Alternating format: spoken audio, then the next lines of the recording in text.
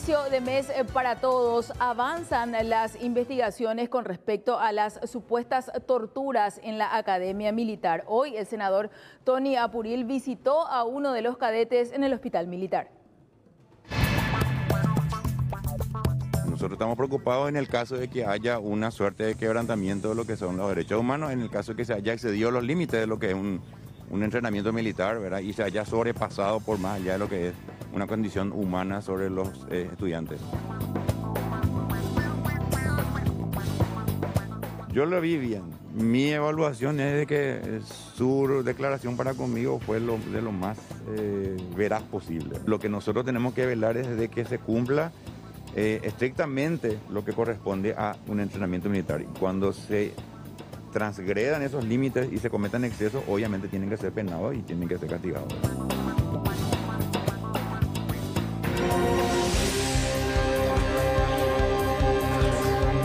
¿Qué tal? ¿Cómo están? Excelente jornada para todos. El CONES suspendió la carrera de medicina en una universidad privada. Esto luego de que se detectaran que al menos 40 personas recibieron el título sin haber cursado algunas materias. Llamativamente, el decano de esa facultad también es el superintendente del Ministerio de Salud.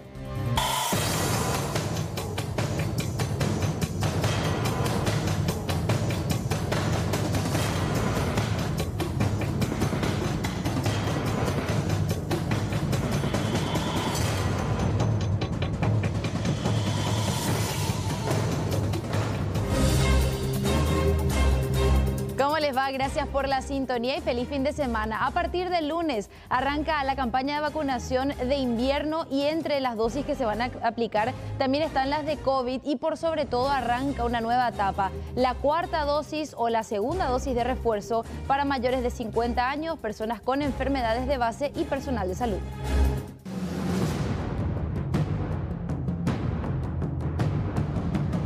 Me dijeron que vendían en Zika. Y creo que se quedó sin freno. De mi hijo quedó atrapado en la parte de atrás. Me tiró encima, casi me fue encima del chofer, ¿verdad? Primero que pensé la criatura y...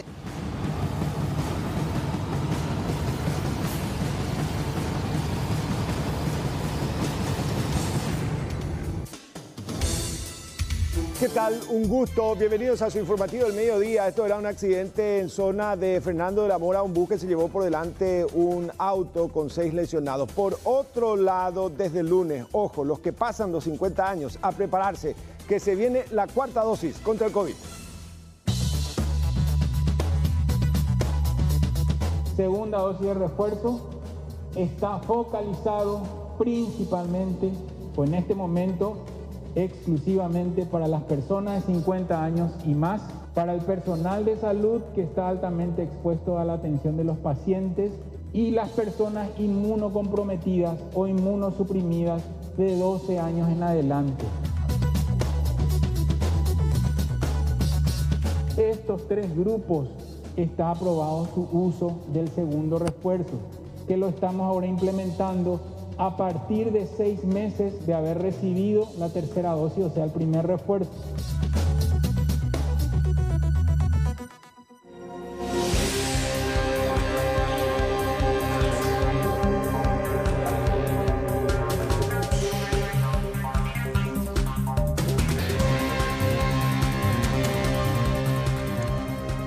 A la información en vivo con nuestro compañero Natanael Cáceres y este accidente que dejó cerca de 10 heridos. ¿Qué fue lo que pasó aparentemente con este colectivo? Nata, ¿cómo estás? Sí, muchas gracias, Amalia. El saludo cordial también para todos los televidentes. Y bueno, aparentemente sufrió un desperfecto mecánico. Se iba zigzagueando sobre la avenida Eusebio Ayala y al llegar a la intersección de la calle Corrales termina chocando de lleno contra un automovilista que iba a bordo con su señora esposa y también con su hijo de 18 años. Él inclusive quedó atrapado en la parte trasera del vehículo y cerca de 6 personas, entre ellos los pasajeros, tuvieron que ser derivados a un centro asistencial. Vamos a compartir lo que decía el capitán Alcaraz, él es bombero voluntario y relataba lo siguiente. Bueno, asistimos a un accidente vehicular, se puede ver el impacto que tuvo el vehículo blanco por el colectivo. El colectivo vino y se chocó por la parte trasera, quedó una persona atrapada en la zona trasera del carguero. Procedimos a los trabajos de extricación y rescate de la víctima. Gracias a Dios, una persona que estaba consciente, estable, podíamos conversar con ellos mientras estábamos realizando los trabajos de rescate. Y bueno, fue rápidamente asistido por el personal de SEME que pudimos pedir apoyo a ambulancia y ya está siendo asistido en un hospital. La primera evaluación fue una fractura en la zona del hombro. Lógicamente por el fuerte impacto que tuvo también un vehículo carguero. Entonces procedimos rápidamente al trabajo de rescate, excarcelación y extricación. Y bueno, gracias a Dios un accidente con suerte, ya estaban todos estables. Estamos aguardando 2 ambulancias más para que puedan realizar el traslado de pacientes que siguen con problemas. ¿Sería un joven el que estaba en la parte de atrás? Sí, un joven de 17 a 18 años aproximadamente. Es el hijo del propietario del vehículo. ¿Y en el colectivo cuántas personas resultaron? Más de 10 personas. 10 personas. Más de 10 personas. Bueno, es lo que decía justamente el bombero voluntario, pero por otro lado conversamos también con don Mauro, quien iba al mando justamente del vehículo que fue atropellado por este colectivo. Él relataba que se llevó un gran susto teniendo en cuenta que para él iba circulando de forma normal, inclusive llegó a creer en un momento que sufrió un desperfecto mecánico su automóvil. Luego se percató de que acababa de ser atropellado por un colectivo. Tuve el accidente, lo primero que pensé cuando gritó la señora, la criatura, y es lo único que pensaba era en mi mente, porque como todo padre de familia, obviamente que se va a preocupar por esa razón. Y nada más, como te digo, fue una desgracia por suerte. Gracias a Dios. ¿Eh? Ricardo Leguizamón, así mismo, exactamente, igualmente. Bueno, ahí hablaba justamente el chofer también del colectivo que se llevó un gran susto, no supo manifestar qué fue lo que ocurrió o por qué no frenó el colectivo en este caso, pero varios de sus pasajeros tuvieron que ser trasladados hasta un centro asistencial. Escuchemos también el testimonio del conductor. Yo me di cuenta cuando venía así medio frenado, y ahí yo ya empecé a gritar. Pero después ya no me di cuenta porque ya me puse mal. Porque me tiró encima, casi me fue encima del chofer, ¿verdad? Y me lastimé mi pierna y mi brazo. Y veníamos en el carril izquierdo, venía el colectivo y estaba un poco lleno. Y creo que se quedó sin frenos. ¿El colectivo se quedó sin frenos? Para mí que sí.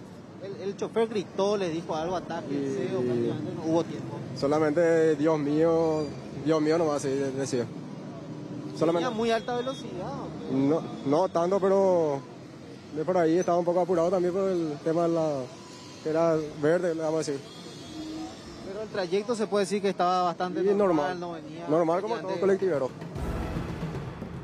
Bueno, era lo que relataban también los pasajeros, los ocupantes de este colectivo que no tuvieron tiempo de por lo menos asegurarse antes del impacto y muchos de ellos sufrieron lesiones y quedaron también en estado de shock. Lo cierto y concreto es que no hubo afortunadamente víctimas que lamentar.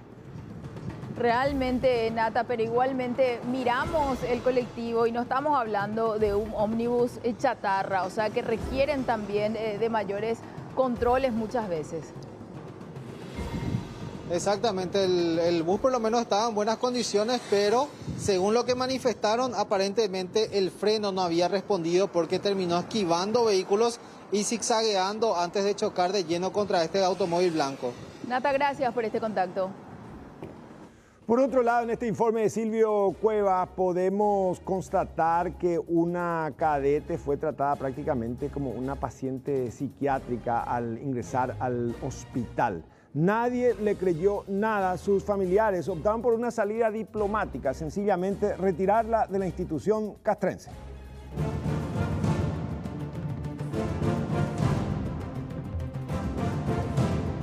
Dramático relato de la señora Marcela López, madre de una ex cadete de la Academil que cursaba el 3er año y quien fue hospitalizada en menos de 15 días en 2 ocasiones en el hospital militar por los vejámenes sufridos en la unidad castrense de formación de oficiales del ejército. El primer incidente se dio cuando la hija fue golpeada en la frente con el codo por otra superior en el sector del baño y ella cae llevando la cabeza. Terminó inconsciente y durante 24 horas no reconoció a sus padres. padres que fueron a visitarla en el hospital militar. Fue un golpe que ella recibió por parte de una de sus más antiguas.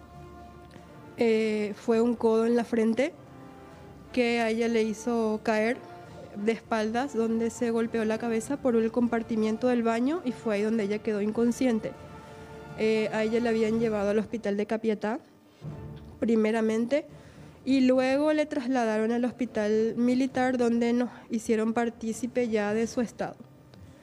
Nosotros llegamos ese día, fue un sábado, a las 9 de la mañana llegamos junto a ella, le encontramos inconsciente, porque estaba inconsciente, no le reconoció a su papá, no me conoció a mí hasta 24 horas después de que ella tuvo una asistencia en el hospital neuropsiquiátrico, porque le llevamos ahí para una interconsulta donde le aplicaron un calmante, creo, algo. Y ella lo único que manifestaba todo el tiempo era miedo. Tengo miedo. Ella tenía temor a todo, inclusive al chofer de la ambulancia. La cadete, luego de recuperarse, volvió a su unidad y en presencia de sus padres y ante el comandante de la Academil, reveló la agresión física que había sufrido y recién allí sus padres se enteraron de lo que había acontecido con la hija. Sin embargo, en la reciente conferencia de prensa, el comandante de la Academia Militar, general César Caballero, salió a decir que la joven cadete en realidad decidió retirarse voluntariamente de la institución e incluso señaló que muchos no se adaptan al sistema de instrucción y a la disciplina castrense. Esta cadete solicitó en forma voluntaria su retiro por no adaptarse al sistema del régimen de la Academia Militar, que de hecho es así. No lo digo yo, es cuestión de revisar un poco la historia y ustedes van a ver que eso es así. Hay gente que no se adapta, ¿por qué? Porque posiblemente no es su vocación o no tiene la capacidad para adecuarse al régimen de entrenamiento. Eso tenemos nosotros un régimen de entrenamiento militar y cuartelero que es aquí en el ejército paraguayo y en todos los ejércitos del mundo. Precisamente la cadete y sus padres tomaron la decisión extrema del abandono de la carrera, luego de otro episodio registrado el pasado 28 de febrero, cuando la joven reingresa al hospital militar visiblemente choqueada. Parecía dopada, indicó la madre, quien ante la extrema situación optó por sacar a su hija de la unidad militar, firmando un documento que el retiro se daba de manera voluntaria. Y luego vuelve a ingresar el 28 de febrero en el mismo lugar, con el mismo cuadro, donde ella ya no, ya sí estaba consciente porque ella ya nos reconoció, pero ella llega en un estado tipo de dopada, no tenía sentido lo que decía, no hilaba las palabras, no, era todo incoherente. Nosotros le consultamos a los médicos que le recibieron si ella estaba con una medicación o algo, o un tranquilizante. Ellos nos dijeron que no, que ella sí llegó, que ella no tenía nada de nada. Entonces fue donde nosotros dijimos que le retirábamos a ella de... Yo personalmente le dije a la persona que le llevó, no me interesa, yo le llevo a mi hija a casa, y que me venga toda la agrupación, no me importa, yo le llevo, ella ya no vuelve. El dolor que siento, la decepción de ella misma, por lo que era su carrera, por lo que era su sueño. Pero antes que nada está ella, antes que nada está su condición, su salud.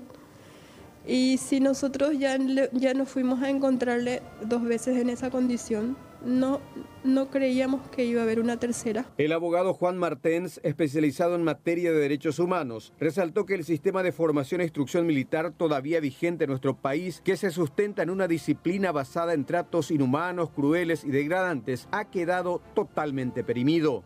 Lastimosamente, nuestro modelo de formación en las instituciones totales, como estas academias, están totalmente perimidos, ¿no?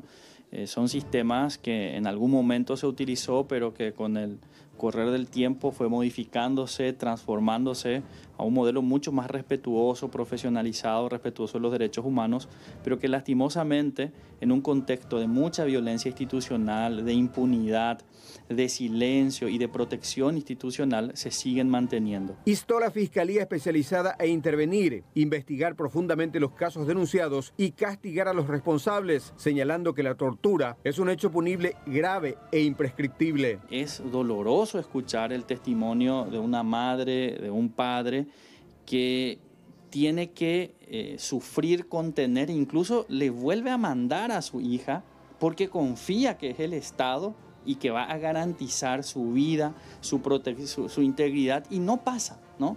Esto realmente es espeluznante y nos tiene que llamar a la reflexión, y ojalá los perpetradores de estas violaciones de derechos humanos, de las torturas, de las agresiones, sean identificados, ¿no?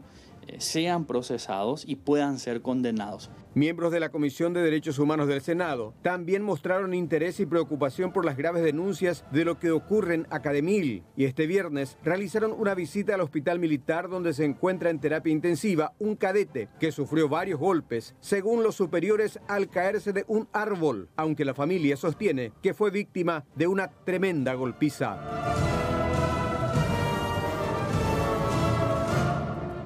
Y a propósito de esa visita por parte de uno de los senadores que integra la Comisión de Derechos Humanos, tenemos los detalles. Blanca, ¿cómo te va? Adelante.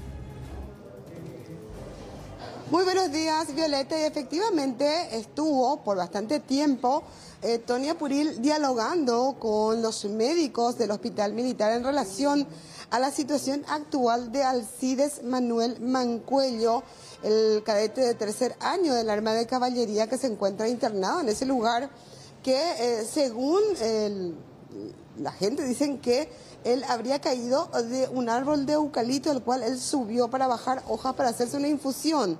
Bueno, a su salida, el senador Apuril dijo que también pudo hablar con el cadete, que si bien hay que cumplir algunos requisitos para entrar a la sala donde él se encuentra, este le manifestó sin temor, según el senador Apuril, de que efectivamente la versión oficial es la versión que él le dio y que no había ningún representante militar en esa sala cuando él ingresó, y que la misma cosa le habrían dicho los familiares. Y sobre esa denuncia, obviamente nosotros estamos haciéndonos presente acá para llevar de primera línea todo lo que corresponde y saber qué es lo que realmente ocurrió. Nosotros estamos preocupados en el caso de que haya una suerte de quebrantamiento de lo que son los derechos humanos, en el caso de que se haya excedido los límites de lo que es un entrenamiento militar, ¿verdad? Y se haya sobrepasado por más allá de lo que es una condición humana sobre los estudiantes. Esto es obviamente grave, ¿verdad? Si vos me decís de que hay una denuncia, pero no hay en este caso hay una persona que está en condiciones de salud deteriorada supuestamente como consecuencia, ¿verdad? De eso. Entonces, obviamente es mucho más grave y estamos dándole atención a eso. Seguro que hay otras denuncias que serán seguramente menos graves que esta, pero hay que evaluar posteriormente si esos están dentro de lo que serían los límites y cuáles son los que están las conductas que están fuera de los límites. Acá lo que se hay que dejar bien en claro es que los derechos humanos, en este caso la Cámara de Senadores y en este caso específico la Comisión de Derechos Humanos que está presidida en este momento por mí, lo que va a preservar y va a buscar preservar siempre es de que el Estado no sea el agresor. Es decir, cuando vos te peleas con él es una cuestión de derecho civil y nosotros no podemos intervenir, ¿verdad? Pero cuando el Estado se convierte en agresor, eso nos preocupa y eso no puede ser, y eso es lo que estamos veniendo a ver. Yo lo vi bien, o sea, mi evaluación es de que su declaración para conmigo fue de lo más veraz posible. Lo que nosotros tenemos que velar es de que se cumpla estrictamente lo que corresponde a un entrenamiento militar. Y cuando se transgredan esos límites y se cometan excesos, obviamente tienen que ser penados y tienen que ser castigados, ¿verdad? Ahora, establecer dónde está ese límite es lo que vamos a ir conversando. Cuando le preguntábamos al senador sobre algunos casos puntuales, él nos decía cuál es su fuente, y le dijimos que justamente había denuncias que realizaron los padres a través de C9N y también de Canal 9, y que son denuncias públicas. Él dijo que se podían acercar a él en su oficina, en la Cámara de Senadores, para analizar caso por caso. Lo cierto y concreto que también la familia de Alcides Manuel Mancuello está citada para un almuerzo hoy, esta siesta, para hacer ya una conversación fuera de lo que es el ámbito del hospital militar. Hablamos también con la doctora Juana María Olmedo, quien refirió que no presenta supuestamente ningún golpe externo que no sea la lesión de supuesta caída de un árbol de eucalipto, y también hizo referencia a otra denuncia de una joven que ahora salta a luz de un supuesto golpe en la cabeza. Bueno, el cadete ingresó el día 24 en horas de la noche con antecedente de caída de 2,5 metros de altura aproximadamente, sin pérdida de conocimiento. Refirió que se cayó de espalda y que golpeó el hemitórax posterior izquierdo. Entonces, era el ingreso, el diagnóstico de ingreso que se hizo es una contusión del pulmón bilateral y una fractura lineal de costilla del sexto arco costal, pero en este momento casi ya no se ve eso. Bajamos a terapia para mejor manejo, porque nosotros tenemos muchos pacientes acá y para que sea más personalizado, para que sea más de cerca, el control más de cerca. Presentó una dificultad respiratoria que se suele ver en la contusión eso. Entonces él entró, no hacía falta intubación, solamente tenía oxígeno por mascarilla con reservorio, que ahora mismo ya está con está sin mascarilla con reservorio. Está sola. ¿Terapia intermedia entonces? No, él está en terapia intensiva. Nosotros tenemos 2 terapias intensivas acá. Tenemos en el segundo piso y en el primer piso. Bueno, y la tomografía último se vio de que estaban inflamados los pulmones y eso es el tratamiento que está recibiendo ahora. Él casi ya no requiere oxígeno, ya está solamente con cánula, que iba a litros por minuto. Ya no, satura bien, su presión está bien, no hay fiebre.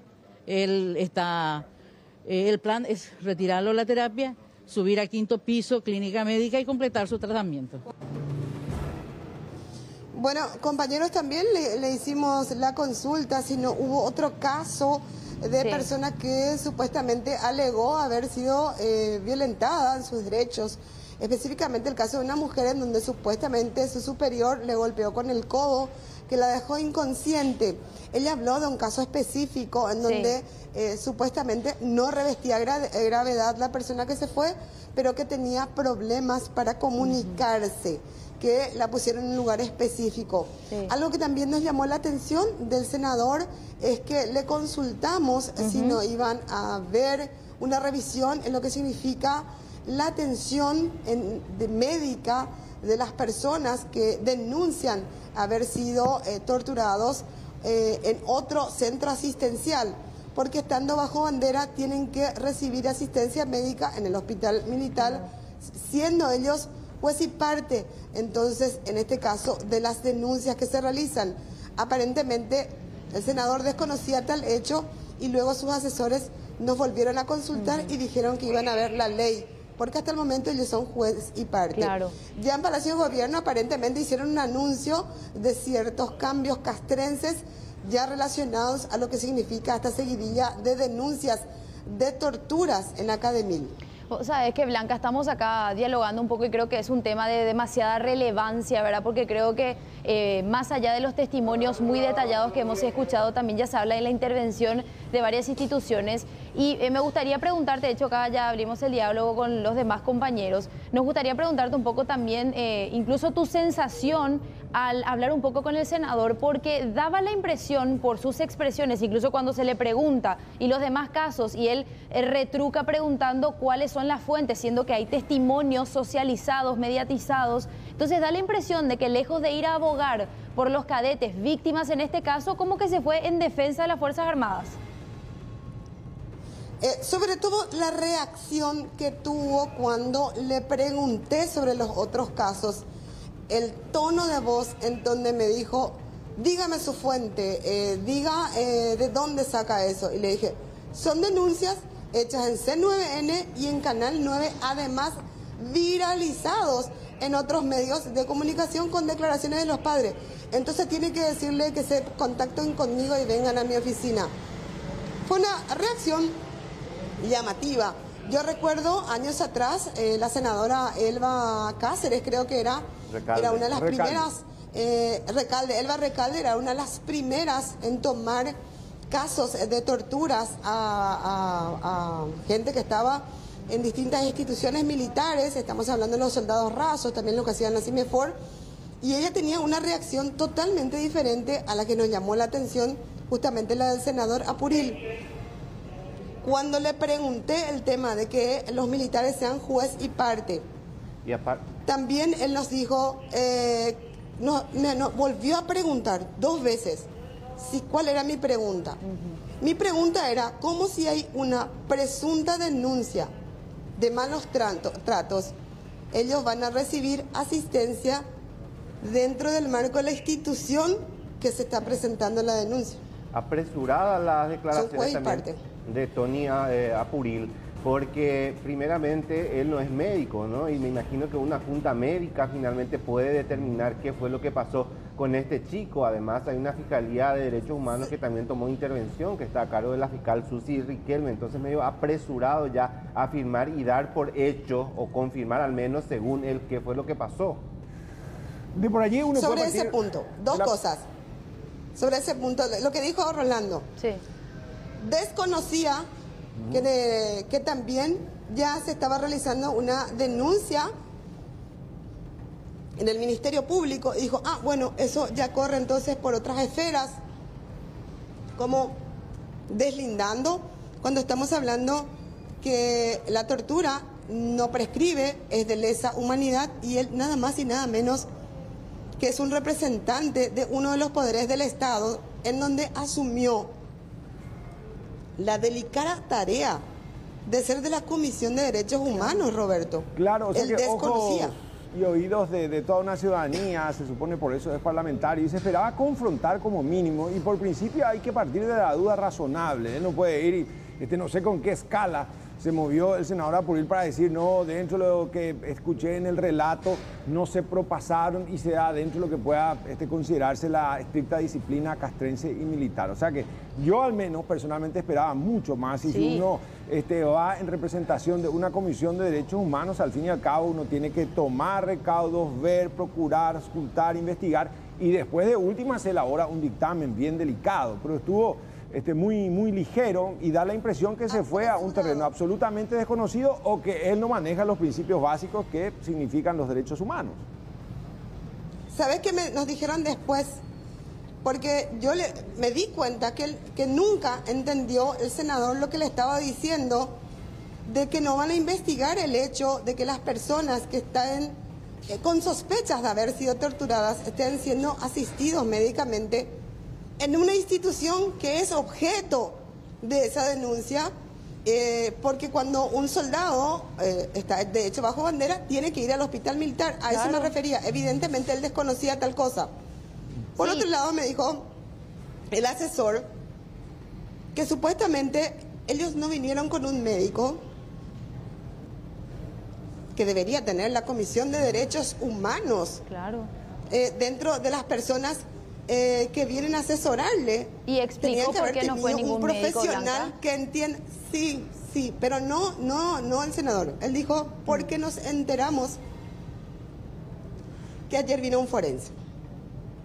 Por eso.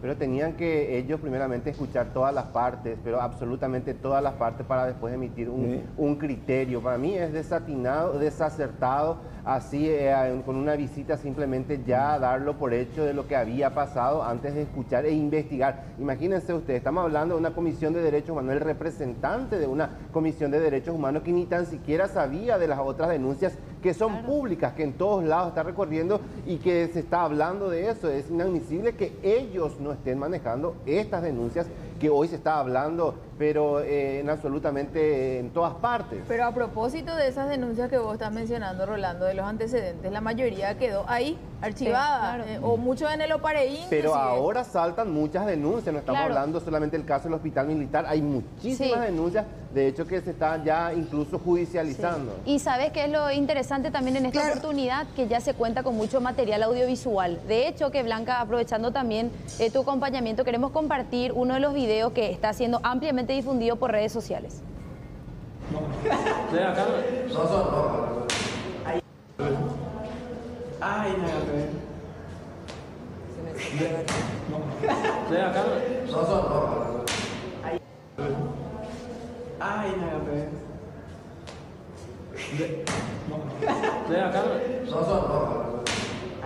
Y en la conferencia de prensa los jefes castrenses escuchaban posiciones como no sabemos si esto corresponde a una actualidad reciente, y finalmente de eso se trata. Cuando Sí. tenés un material, un registro fílmico, se supone como mínimo, bueno, que se traigan los elementos, se instruye un sumario, alguien conoce a este cadete, de qué año es, de qué remesa, o sea, es muy fácil investigar y llegar, o sea que no se puede tapar el sol con un dedo, y yo creo que al fin y al cabo el propio comandante en jefe, el presidente Mario Abdo Benítez, de entrada tendría que separar a la cúpula actual de la Academia Militar Francisco Solano López, y también, como mínimo, ellos tienen que ser también sumariados. O sea que ellos no pueden venir con una sarta de versiones, porque al fin y al cabo acá ya se pone en tela de juicio todo cuanto ellos tienen. Lo más preciado es acompañar, por sobre todo la integridad física de estos cadetes que abrazaron esto, se supone por vocación y por servicio a la patria,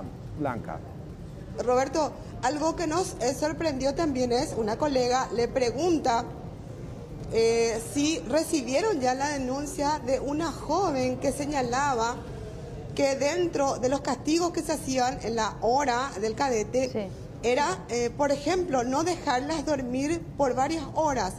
Y allí solamente faltó el coro al estilo Les Luthiers, dentro de lo que era la respuesta que le daba el senador a la colega, en donde le decía, pero hay que ver, porque esta es una institución militar donde ellos entran a capacitarse, es decir, él ya preopinaba, claro, minimizaba siendo todo. nada más y nada menos de la Comisión de Derechos Humanos. Ya te digo, faltó la música del corito de Les Luthiers, como él lo utilizaba en la época de Ojo. Por otro lado, le preguntamos a la doctora, que entendemos también su situación, si hay otra denuncia o otras denuncias anteriores de supuesto hecho de tortura, y ella dijo que no. Entonces le pregunté, ¿no hay un caso de una chica que una superior le golpeó con el codo y cayó inconsciente? Al toque me dijo, fulana. No, ella vino porque no podía hablar. ¿Cómo que no podía hablar? Ella llegó inconsciente. No, ella no tenía ningún problema. Pero no podía hablar, no quería hablar con nadie, no hablaba, no emitía ninguna declaración. Cuando ella entró hablando a la academia. Y se hace agua por todos lados porque ellos minimizan y quedan en evidencia. Por la conferencia de prensa pasada dijeron que se retiró por voluntad propia. Ahora salen los padres a contar, incluso tienen una interconsulta en el hospital neuropsiquiátrico donde fue evaluada por profesionales y le diagnosticaron lo que había pasado. Aparte, o sea, ellos mienten y quedan en evidencia. Aparte, Rolando, es muy torpe que uno vaya a preguntarle a un pobre cadete que está en una institución obediente, no deliberante, a vos te golpearon. Obvio que 70 tipos están ahí presionándolo. O sea que acá también la fiscalía, independientemente a todo cuanto se dice que no sé por qué no se va a poder meter si es una institución del Estado. Se trae a la vista, la fiscalía tiene eje de acción. El defensor del pueblo lo mismo decía esta mañana. No sabemos si estas fotografías son de qué época, pero basta. Al fin y al cabo se establece un antes y un después. Y al senador Apuril hay que decirle que ya dejó su papel de cómico, de comediante, de los sketches. Él tiene que aterrizar. Esta es la vida real. Porque si no, francamente, muchos todavía lo tenemos en rol de sorna. O sea, lo que él hizo hoy para mí es un papelón, pues se va, absolutamente no sabía dónde estaba metido y finalmente sale con una versión que dista muy lejos de lo que se espera de un parlamentario integrante de una delicada comisión como la de Derechos Humanos. Y hay dos cuestiones que sería interesante puntualizar también. En el caso de los padres de esta chica que fue 2 veces inconsciente al hospital, ellos incluso relatan, el mismo que dio la conferencia, que es, estaba buscando porque no recordaba, que es el general César Caballero, es con quien ellos habían charlado previamente para contarle lo que estaba pasando, y él en la conferencia después habla de que no había ninguna irregularidad o ningún tipo de situación que haga o que amerite una investigación. Entonces, estamos hablando también de una suerte de incoherencia, porque si los familiares identifican y hablan de que hubo reuniones previas, entonces alguien está mintiendo y evidentemente uno ya puede empezar a hilar también. A propósito de eso, si les parece compartir también estas imágenes de frente a la academia que estaban llegando, de cómo los padres, las madres van bastante desesperados, podemos decir. Ahora, las circunstancias, Rolando. A estas horas, porque de acuerdo a la información que se tiene, no están logrando comunicarse con sus hijos que se encuentran en el lugar, y todos estos vehículos estacionados son padres que fueron para tener informaciones sobre sus hijos. Pero vamos a estar ya en vivo enseguida nada más desde este lugar y reforzar nada Rolando. más lo que decía Roberto, de que la Fiscalía tiene que intervenir porque una justicia militar muy condescendiente que termina muchas veces aplicando sanciones muy leves para hechos extremadamente graves. Eso por un lado en cuanto a la Fiscalía, y por el otro, insisto, el presidente de la República en su rol de comandante jefe, ¿qué es lo que amerita? Porque esto está generando una conmoción social, o sea, no solamente en los padres, sino que la sociedad espera de sus Fuerzas Armadas seriedad. Entonces, ¿qué hace el comandante en jefe? Instruye un sumario y se le aparta la cúpula que está ahora al frente de la Academia Militar y que también sean investigados, porque si no nos toman de torpe. ¿Esto dónde fue? Y no se puede decir que esto fue en una escuelita Pujarén, o sea, allá en Cumandacay. Es evidente que fue en la Academia y se investiga quiénes, pues están los rostros, cómo uno no va a poder identificar. ¿Quién es? ¿De qué remesa? Y finalmente es muy fácil y ellos son muy buenos rolando esta audiencia cuando quieren. O sea, son muy puntillosos. Es que de hecho saben dónde fue. Que no nos tomen del pelo. Están haciendo lentejunes desde hace rato con este tema. Compañeros, es muy fácil que ellos puedan averiguar, ya que ellos también tienen la gente de inteligencia, esa fotografía donde estaba puesto en esa posición muy poco ortodoxa. El piso, ahí vos ves el granito, ese granito, ese granito de dónde es y pueden verificar. Claro. Acá el punto que no hay transparencia, ante la duda, como vos decís, tenía que salir todo el personal, dar la tranquilidad a las madres, a los padres que han vendido su vaca, su chancho, su auto, su terreno, su vida, empeñado al que podía para poder ponerle a su hijo ahí con la esperanza de que tenga una carrera y servicio a la patria. Porque le sale más de 30 millones, porque no es gratis estar ahí en la academia. Entonces, y encima, sacarle a tu hijo muerto o con problemas severos por lo que pasó, yo creo que no es justo. Acá hay que tomar las cosas en serio. Y para ir despidiéndome, la última perlita de Apuril. ¿Cuál fue? Es claro, la última perlita que él decía que, a ver, cuando le preguntamos el tema de los otros hechos, él se muestra ofuscado. Él dice que desconoce otras denuncias y que pide que a él se le acerquen. Que mamá o papá que tenga sus hijos ahí en la academia se va a ir a acercar a él cuando él está diciendo: aparentemente está todo muy bien, yo hablé con él, yo estaba solo.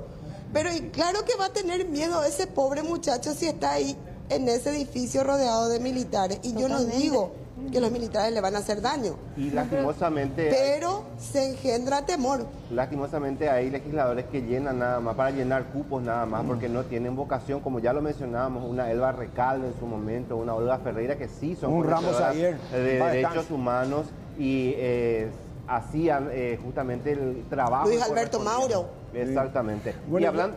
Yo quiero agregar nomás, hasta se entiende que no puedan con el EPP, pero las gloriosas Fuerzas Armadas de la Nación con sus oficiales de planta de la histórica Academia Militar no pueden venir con el cuento que no pueden identificar a unos cadetes sacados, inadaptados y que finalmente surgen como responsables. ¿O esto es acaso un invento?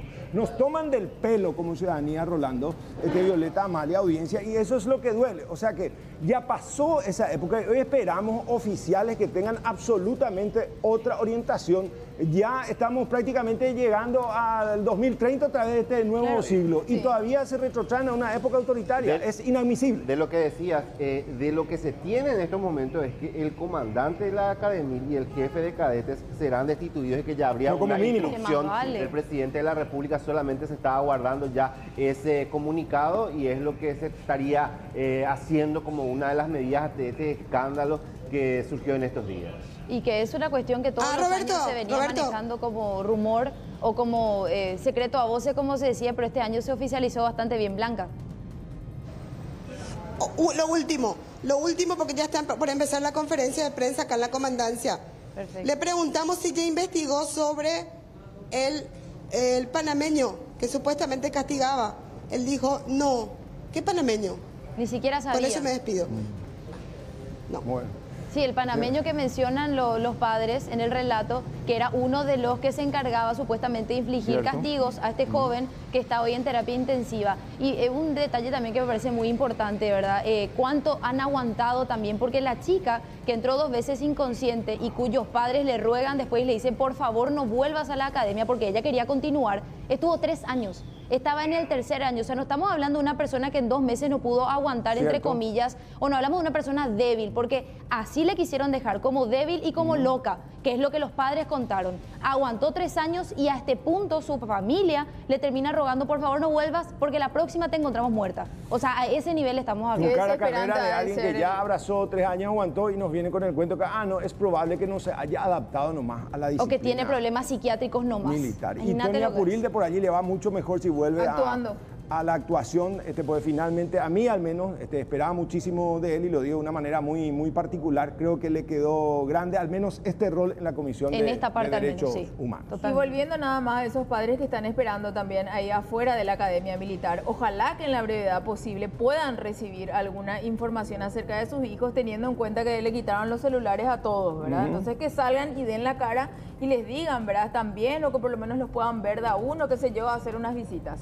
Y hay también un detalle, para ir cerrando nomás, hay mucha gente que se está replanteando la permanencia de sus hijos. Pero dentro seguro de la que academia. sí, seguro que sí. Representa un gasto, como decía Blanca, cerca de 20 millones de guaraníes, dice que es el ingreso más. Tenemos compañeros aquí que hicieron de todo para que sus hijos puedan estar. Y no lo vale. A este y punto esta no es vale. la Fuerzas Armadas que se espera para la nueva era. O sea, que con todo lo que significa la histórica institución en un país guerrero, aguerrido, con mucho punto honor como el nuestro, evidentemente que hay que dar un golpe de timón y de entrada de sacarle, pero si hace falta, instruir un sumario y que respondan ante el pueblo los encargados de la Academia Militar, Mariscal Francisco Solano López. Gracias, Blanca López. Enseguida vamos a darle seguimiento también a lo que está pasando frente a la Academia. Cambiamos de tema, hablamos de un enfrentamiento entre efectivos de la Armada y canoeros. Esto se dio en la zona de San Jajún, según el reporte. Estos supuestamente llevaban artículos de contrabando en la refriega.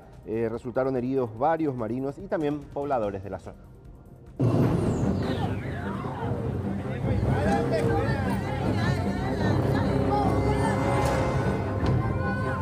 Una persecución entre una patrulla fluvial y una embarcación en pleno río Paraguay terminó en un enfrentamiento que incluyó cascotes y balines de goma, con heridos en ambos bandos. La explicación brindada desde la Marina señala que en dicho bote estaban varios productos que estaban ingresando al país de contrabando. Los ocupantes de la barca intentaron huir y llegar a la orilla, en donde los militares procedieron a incautar todos los botes. Acá, ¿a vos te dispararon? ¿Cómo? ¿Por qué? ¿Qué pasó? Y porque yo no permití que lleven mi lancha. ¿Por qué querían llevar? Y porque no podían llevar otras, o sea, querían llevar a toda costa. ¿Cuál es el motivo por el cual querían llevar? Y hasta ahora no entiendo. La verdad. ¿Es prohibido? ¿Es privado? No creo que sea por eso, la verdad que no tengo idea, porque ellos vinieron y empezaron a llevar, como dice el señor, no sabían qué hacer y empezaron a llevar. No sé. ¿En qué momento llegaron? ¿Con qué argumento? ¿Qué hacían las canoas? ¿Interrumpía el paso de la barcaza? No, nada. ¿Siempre están ahí ustedes? Están ahí, todas están ahí. Algunas están ahí bajo agua ya porque no anda, no se usa y no sé. ¿Dónde te dispararon? Acá, esta parte de acá, esta y esta de acá. Pero fue de cerca, fue porque los dos suboficiales se cayeron al agua. ¿No fue la policía? No fue la policía. ¿Fueron los de la Armada? Los de la Armada, sí, ellos fueron. ¿Solo a vos te dispararon? A mí y el muchacho que se fue para ayudarme a sacarme porque yo quise sacar mi canoa. Sinceramente yo dije, voy a sacar, no voy a dejar que lleve, porque ellos no tienen el motivo ni el porqué de llevar, no tenían una orden. Una intervención judicial, no había ministerio público. Nada. Incluso, la policía llegó al sitio sin entender bien la situación, ya que desde la Armada no habían brindado ningún detalle. Más que querían hacer una intervención. ¿Qué con? No, todavía no tenemos el justificado. Todavía no tenemos nada al respecto. Querían llevar canoas, supuestamente, no sabemos. Y en eso los vecinos oponen cierta resistencia a esa situación. Y eso es lo que derivó en... En base a su conocimiento, teniendo en cuenta que esta es su jurisdicción, ¿cuál pudo haber ocurrido? O sea, ¿cuál es el motivo? Nadie da ningún tipo de argumento, alguna orden, comisario. No, nosotros estamos indagando ante la ciudadanía y nos dicen de que sin motivo alguno. ¿Ustedes acuden en base al llamado de la ciudadanía? En base al llamado de la ciudadanía cuando ya esto se desbordó la situación. Todos los elementos incautados fueron trasladados hasta la Prefectura Naval y el caso ya fue comunicado al fiscal Edgar Sánchez. Y presten mucha atención a lo que se incautó en esta oportunidad, porque son celulares de oro, literal, y no precisamente por el alto costo que tenían, sino porque estaban recubiertos del metal precioso. El decomiso ocurrió en la aduana de Foz de Iguazú de Brasil. Agentes de la Federal descubrieron que desde nuestro país estaban intentando hacer pasar un lote de iPhone bañado en oro de 24 quilates. Escuchen los precios, porque ascienden a los $5.000 cada uno y el valor total de lo incautado es de cerca de $100.000.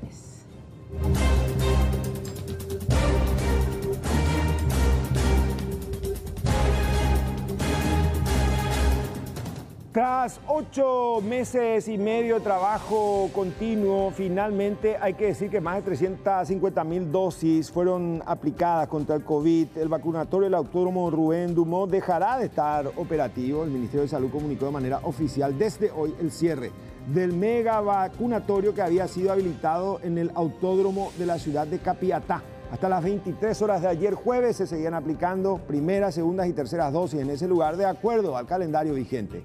Hasta el último reporte, el número total de dosis aplicadas ahí en ese sitio, el histórico Aratirí, era de 356.545 personas. Esto contado desde su apertura el pasado 12 de julio del año 2021.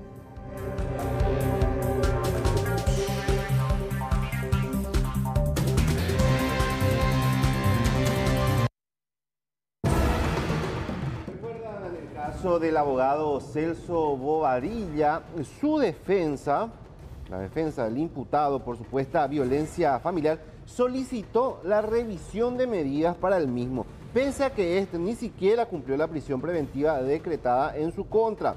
El imputado fue denunciado por una mujer que refirió ser víctima de violencia física y amenaza contra su vida por parte del hombre al que conoció pocos meses antes. La relación entre ambos fue corta, pero enfermiza y obsesiva, según la denuncia. Tras su detención, la Fiscalía había solicitado la prisión preventiva de Bobadilla, medida que cumplió de manera provisoria en investigaciones de la policía. 5 días después, el juzgado penal dispuso su traslado a la comisaría séptima, cuando debía ser remitido a un centro penitenciario. Ahora la defensa pide que se levante esta disposición que nunca se llegó a cumplir.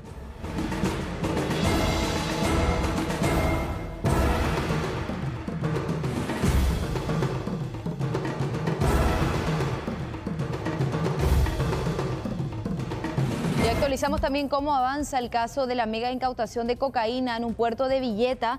Luego de la denuncia preliminar y luego de estudiar todas las pruebas, la jueza penal de garantías, Rosarito Montanía, elevó a juicio oral y público el proceso por tráfico para Cristian Turrini y Alberto Ayala Yaquet.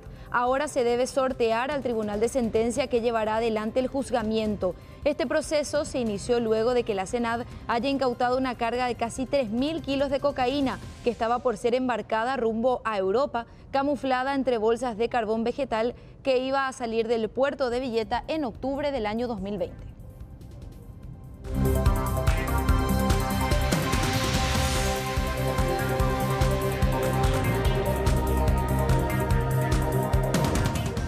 Violencia al extremo. ¿Y qué es lo más preocupante? Que son menores los protagonistas, estudiantes del Colegio Nacional de San Lorenzo, que se trenzaron a los golpes. Esto pasaba casi frente a la casa del presidente del Senado, Óscar Cachito Salomón. Según se observa en el video grabado por un testigo, varios conductores que pasaban por ahí tuvieron que bajar de sus autos para poder separar a estos jóvenes, quienes estaban totalmente fuera de sí y agrediéndose.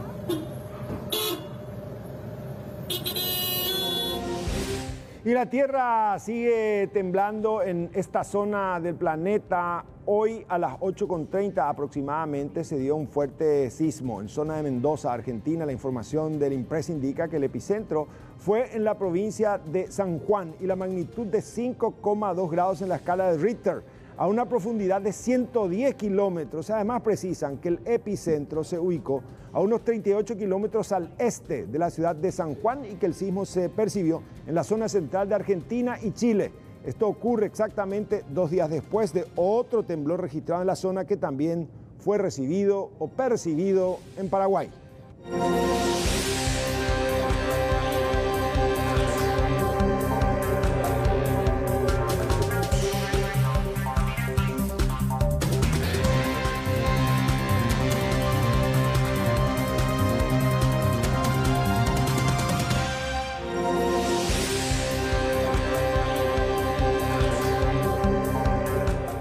Información de último momento, ya lo habíamos adelantado, finalmente se dan los cambios en las fuerzas militares. Y vamos a compartir con ustedes el comunicado del Comando de las Fuerzas Militares, Dirección de Comunicación Social. Y vamos a lo que dice la parte informativa. La Dirección de Comunicación Social de las Fuerzas Militares informa que el señor comandante de las Fuerzas Militares ha dispuesto el siguiente nombramiento. Bajamos un poquitito más. Por orden general número 81 del Comando de las Fuerzas Militares de fecha 1 de abril del año 2022. Sigue diciendo también del coronel Edgar Victorino Carneiro Gauto como comandante del Cuerpo de Cadetes de la Academia Militar Mariscal Francisco Solano López. Es el cambio que se da y agregamos también a esto otros cambios más que se dieron. Así es, y el siguiente nombramiento por orden general número 53.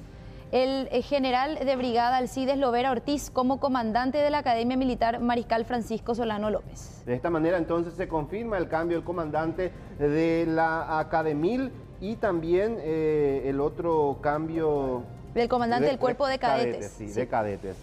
Es lo que se estaba esperando ya y finalmente el presidente de la República decidió cortar esto ya. Y ahora tienen que ser investigados los destituidos, porque si no da la impresión que se los mete nomás en una suerte de freezer a lo que venga. La Fiscalía tiene que llegar hasta las últimas consecuencias y también tienen ellos su tribunal así castrense, pero pareciera ser que allí se responde sencillamente a órdenes superiores y nunca a Rolando se cierra el círculo y este tipo de episodios se van repitiendo a lo largo de los años. Para muestra basta un botón por el último escándalo del tema del contrabando, apenas 20 días de arresto. Imagínate por estos casos de tortura, cómo va a ser la decisión de ese tribunal militar. Por eso. Y Carlos Velázquez, que goza de muy buena salud al frente de la comandancia de la Armada, ¿no? Hace mucho que llegó a perder esa credibilidad debido a las sanciones débiles que se adoptan para casos considerados graves y por eso se insiste de vuelta que la Fiscalía debe tomar como suya esta causa e investigar cada uno de los hechos. De hecho,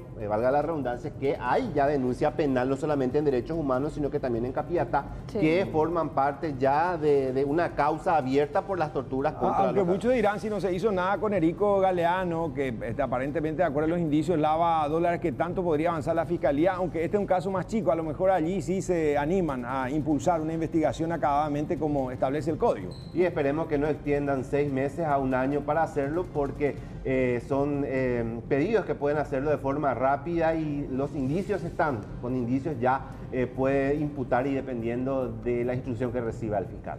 Así es, y aparte también un detalle, ¿verdad? Que hablaban de coacción incluso ya posterior a todos estos primeros hechos denunciados. Cambios entonces a raíz de las denuncias de torturas en la academia.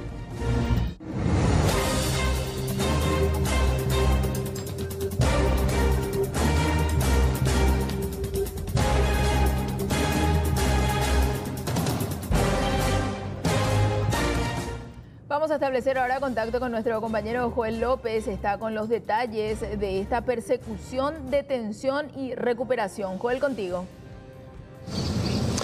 Amalia, ¿qué tal? Buenas tardes. Saludos a los televidentes de todo el país. La policía reaccionó, fue alertada justamente de un hecho de hurto ocurrido ayer en inmediaciones de la terminal interurbana de Ciudad del Este. Se generó una búsqueda de este rodado ya encontraron a orillas del río, o en todo caso ya del lago Acaraí. Los supuestos reducidores estaban a punto justamente de desarmar este vehículo. Allí llega la policía, logra la detención de una persona identificada como Derlis Jiménez, de 36 años, tiene antecedentes, de acuerdo a los datos también de la Policía Nacional. El otro cómplice supuestamente se arrojó al lago tratando o huyendo justamente de los intervinientes. ¿Qué dice la policía? ¿Cuáles son las informaciones que manejan con respecto? Mis personales procedieron a realizar su patrulla de rutina normalmente. Momento acá bajaron como para seguir su patrulla, visualizaron este vehículo, ya teniendo ellos las características del robo de anoche. Las dos personas se encontraban manipulando el vehículo. Ellos, al percatarse de la presencia policial, uno de ellos se tira hacia el lago, nada, saliendo hacia el otro lado.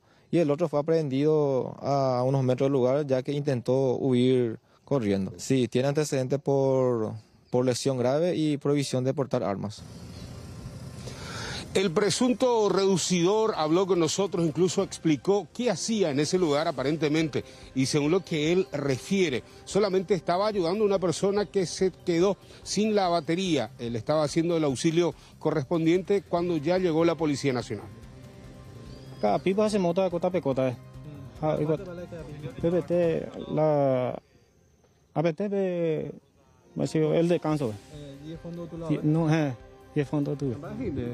Hay pota cagasula o pase la batería hija yo pecaba que hija o pase esa batería y que tú ya para mí se en moto me dice. O yo a comprar las en moto que donde cuele batería eso.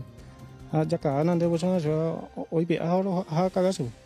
Ahora va de la... Pues la 8:30 la 9 pota más. A huevo lleve eso, a puebla. A ver 10 vete. Boca, peta pe. A ver allá a hospital hospital. Ñonde la tipo, pues y qué vive y se va yo reco. Esa ponerse la y más. No hay cuál eso. Se ya ama pues yo, se va a mañana pues cada día ahí ayuda.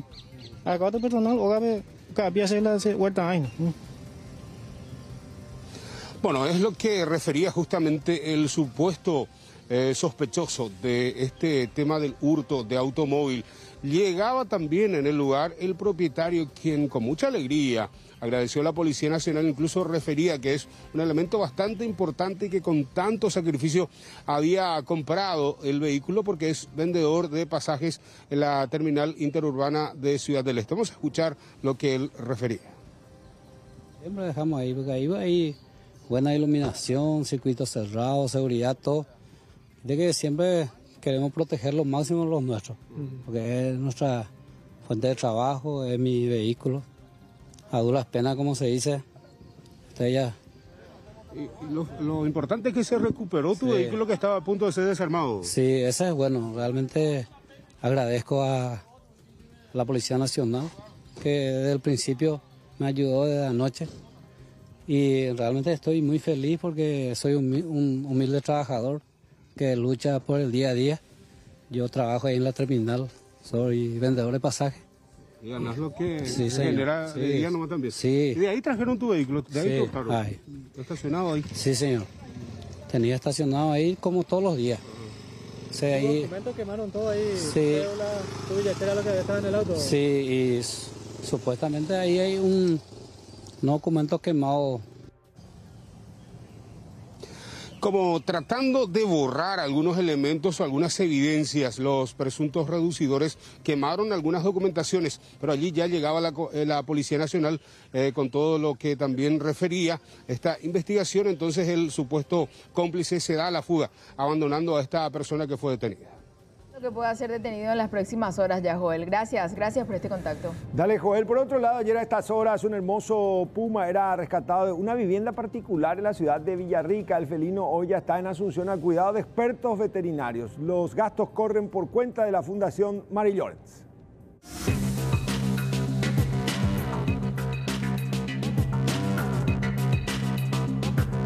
Causó conmoción su presencia en plena zona urbana de Villarrica.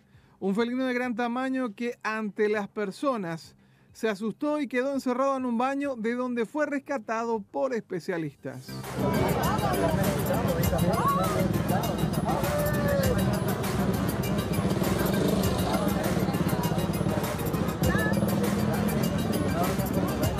Sí, el animal nos percatamos que está con muchas garrapatas.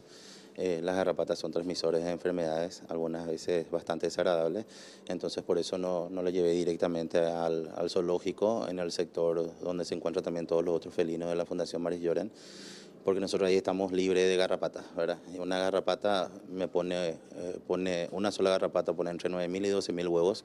Eso se desarrolla de acuerdo a la temperatura y la humedad entre 15 a 30 días. Entonces iba a contaminar todo mi sector y ponerle en riesgo a los otros animales. El bello ejemplar se encuentra recibiendo un tratamiento especial para luego ser llevado al zoológico de Asunción. Este animal es del sexo hembra. Aparentemente entre 2 a 3 años, es un animal bastante joven todavía. Aparentemente era mascota porque se puede evidenciar en el pabellón auricular lado izquierdo un corte, ¿verdad? Como si fuera una marca. Entonces por eso es que sospecho de que haya sido mascota, más aún de que haya aparecido en una zona urbana, porque la ciudad de Villarrica es una ciudad importante de nuestro país, ¿verdad? Y en una zona totalmente ya poblada, ¿verdad? Y que no haya atacado ni a las personas ni a otros animales, ¿verdad? O sea, la mascota de la casa o de la zona, no tuvimos ningún reporte de que este animal haya atacado, ¿verdad? El especialista explicó que es difícil opinar sobre qué hacer con esta clase de animales que son criados como mascotas desde muy pequeños. Y si es que ya fue domesticado, creció con las personas, entonces, bueno, liberarlo otra vez en su hábitat natural es un poco complicado por varios factores. Uno, no sabe cazar. ¿Va a aprender a cazar? Sí, va a aprender a cazar. Se le tiene que enseñar. Lleva un proceso, no es un proceso corto. Pero ya está acostumbrado con las personas. Entonces, el día de mañana, un proceso de adaptación para volver a liberarle de 1 o 2 años, le liberamos, encontramos una zona para liberarle, un 80% seguro de que este animal va a volver a una zona urbana. ¿Por qué? Porque está acostumbrado al contacto con las personas. Los videos del puma recorriendo la ciudad de Villarrica causaron furor en las redes sociales, en donde muchos se preguntaron de dónde venía tan hermoso animal.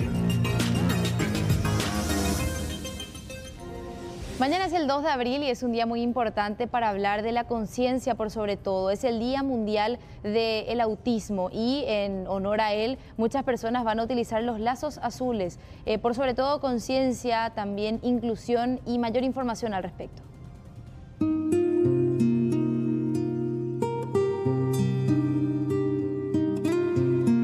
El trastorno del espectro autista es una discapacidad permanente del desarrollo que se manifiesta en los primeros años de edad, que afecta principalmente las funciones de la relación social y la interacción con el entorno. Todo esto puede ir acompañado de conductas y movimientos repetitivos. Si bien en nuestro país no existen estadísticas, se estima que 1 de cada 70 a 100 niños nace con este trastorno. David Mas Villalba fue diagnosticado con TEA en su niñez. Hoy, con 33 años, es diseñador gráfico y habla varios idiomas. Desde hace 6 años forma parte del equipo de la Dirección Ejecutiva de Políticas para Personas con Discapacidad de la Municipalidad de Asunción, demostrando que su condición no es una limitante para su desarrollo personal y profesional. Además de ser castellano y guaraní hablante, soy cultor del euskara, del catalán, del gallego, todos idiomas autonómicos del Reino de España, ni más ni menos. Además que soy fluido en lengua inglesa, en lengua portuguesa y en lengua alemana. Soy audiovisualista, justamente, edición de vídeos, justamente en el CEMUP, en el 2017. Les queremos instar a las personas que dirigen los destinos de entes públicos y privados que al incluir una persona con espectro autista puede, por lo menos, lograr su máximo potencial mediante una vía de concursabilidad y lograr que al ganar ese concurso por empleo puedan lograr potencializar bastante y llegado el periodo de prueba pueden demostrar lo que son capaces más allá del trastorno de espectro autista. El caso de Pedrito Cardoso es totalmente diferente. Es oriundo de la ciudad de Ipané y tiene 11 años. Su mamá, doña Nelly, cuenta que dejó de hablar a los 2 años y poco después fue diagnosticado con TEA. Pese a esto, es un niño sumamente activo y alegre. Primeramente dejó de hablar y después lloraba sin motivo aparente, ¿verdad? No, él lloraba y se empezaba a golpear, no podía escuchar ruido fuerte y después ya empezaba a hacer gestos y eso que lo otro, mi hijo, yo soy mamá de 7 hijos y empezaba a hacer gestos y eso que lo otro no hacía y más a mí me preocupó y me fui a preguntar qué se podía hacer de él y me mandaron a la Senadi. Y ahí le seguí todo su estudio, luego lo que me pidieron, le hicieron la evaluación y eso, y a los 3 años me dijeron que él era un chico con TEA, ¿no? Que tiene autismo. Lamentablemente la situación de Pedrito y su familia no ha sido la mejor, ya que él debe seguir tratamientos para lograr un desarrollo independiente, como así también llevar una dieta equilibrada y consumir medicamentos, lo que implica un costo importante, pero las condiciones económicas no son favorables.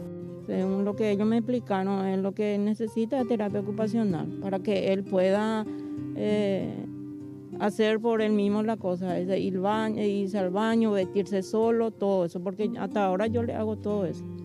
Yo le tengo que bañar, vestir y todo eso. ¿Tratamientos que son muy costosos? Sí, muy costoso. Para mí es muy costoso porque a veces yo para írmelo en Senadi, a veces yo no tengo para mi pasaje. Y sí o sí tengo que irme, muchas veces tengo que prestar para irme. El caso de David y el de Pedrito difieren totalmente entre sí y también con los de otras personas con el mismo diagnóstico, porque la manifestación de la condición se da de diferentes maneras, pero no impide su desarrollo intelectual. La Asamblea General de las Naciones Unidas designó el 2 de abril como el Día Mundial de la Concientización del Autismo. Esa fecha, el mundo entero se tiñe de color azul para hacer un llamado global a favor de la inclusión, la tolerancia y el respeto de las personas con trastorno del espectro autista, y también para generar actividades de difusión de la importancia del diagnóstico y la intervención temprana.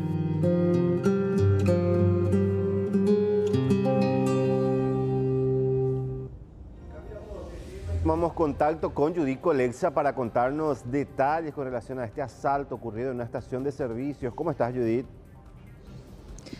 Gracias, Rolando. Así es, un asalto que por cierto cuenta con imágenes de circuito cerrado, como casi en todos los casos donde los objetivos principales son las gasolineras. Esto ocurrió en zona de Macaí, Luque. Y fíjense en el video de circuito cerrado porque es bastante particular, atendiendo a que los delincuentes, que por cierto llegan a bordo de una motocicleta, no solamente le roban a los playeros, que últimamente vienen siendo los principales afectados, sino que también a los propios clientes. Allí en la imagen se puede ver que una persona que estaba a bordo de su motocicleta estaba cargando combustible cuando justamente llegan estos delincuentes. Como siempre, desciende el acompañante armado, tenía un revólver aparentemente y eso utiliza para poder intimar a los presentes. Primero le saca su billetera a los playeros, después se percata también de la indefensión del conductor de la motocicleta y le saca el dinerito que él tenía consigo para cargar el combustible y después posteriormente se van hacia el otro lado para hacer víctima también a los otros playeros, así como también al automovilista que en ese momento estaba cargando combustible. Esto ocurrió en horas de la noche del martes pasado en zona de Macaí, reitero eso, en esta gasolinera del emblema Energy que está allí sobre la calle Coronel Martínez, una zona que por cierto es bastante insegura según los vecinos y los propios playeros. Vamos a compartir lo que decía Freddy Almirón, uno de los playeros de esa gasolinera con respecto a lo ocurrido principalmente a sus compañeros en esa fecha. Sí, ya este año es la tercera vez que ya fuimos víctimas de motochorros. A todos los que estaban, también los clientes que tuvieron, justamente habían 2 clientes, un motociclista y uno en un auto estaba ahí. A veces la motocicleta sí le robaron su celular. ¿Tenían arma de fuego? Con arma de fuego primeramente le amenazaron a la playera para que le entregue su billetera. Le entregaron su billetera y después a los otros compañeros también le llevaban un teléfono celular y su billetera personal también. ¿Cuándo y a qué hora más o menos pasó esto? Aproximadamente a las 8:15 de la noche por ahí. Bueno, es lo que decía uno de los playeros, si bien él no fue la víctima directa, él relató, según le contaron sus compañeros, cómo vivieron esta experiencia. Por cierto, también nos comentaba que es la tercera vez en este año que están siendo víctimas de estos tipos de delincuentes. Con temor trabajan, pero ¿qué le van a hacer? Lastimosamente tienen que cubrir todos los turnos, independientemente de la posibilidad que lleguen a ser asaltados también. No queda de otra que seguir trabajando y exponerse a este tipo de hechos. Gracias, Judith, por el completo informe. Y hablando un poquitito de otra situación, vamos a enfocarnos en los famosos medidores de la ESAP que están siendo robados, y no solo la tapa, como antes se hacía, sino el propio medidor. Varias denuncias sobre el robo de estos elementos se dan en el barrio Las Mercedes.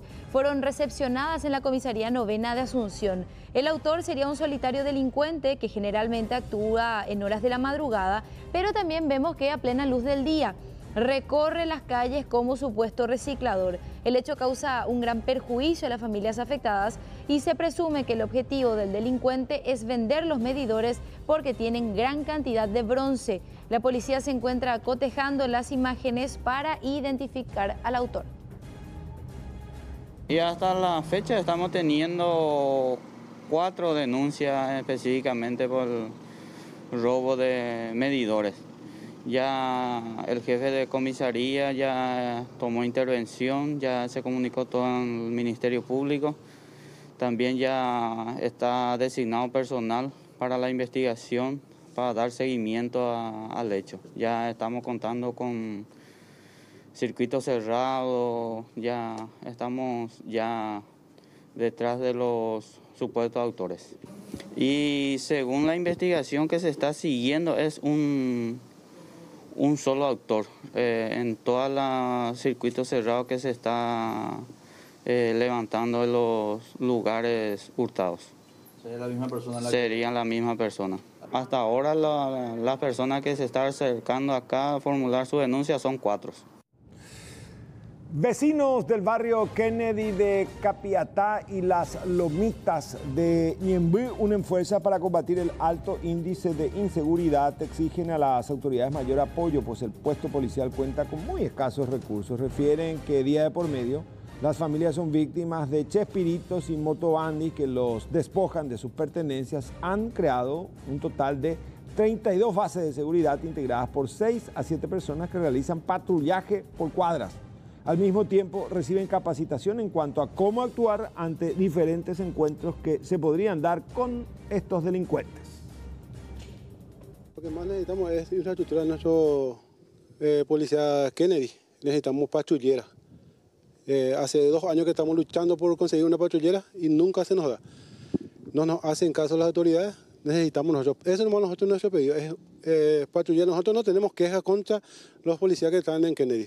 Excelentes policías son, solamente que no tienen infraestructura para darnos mejor servicio. ¿Esa es la única patrulla que tiene su jurisdicción todos estos 2 barrios? Esa es la única patrulla que tenemos hace 20 años y tiene que cubrir a 40.000 personas. La gente está preocupada en esta comunidad y diferentes barrios de estas zonas.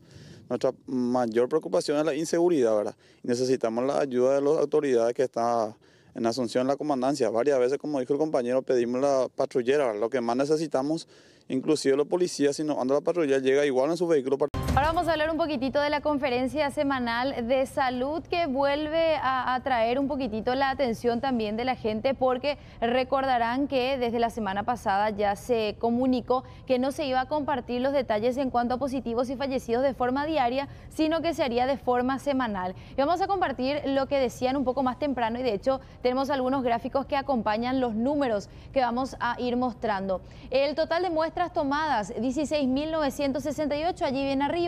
Al costado tenemos la cantidad de confirmados, que fueron 868 en total en toda la semana, y esto representa 124 casos positivos en promedio por día. Es un promedio, obviamente habrá días que van a tener mayor cantidad de casos y otros menor cantidad, pero es para ir promediando nada más.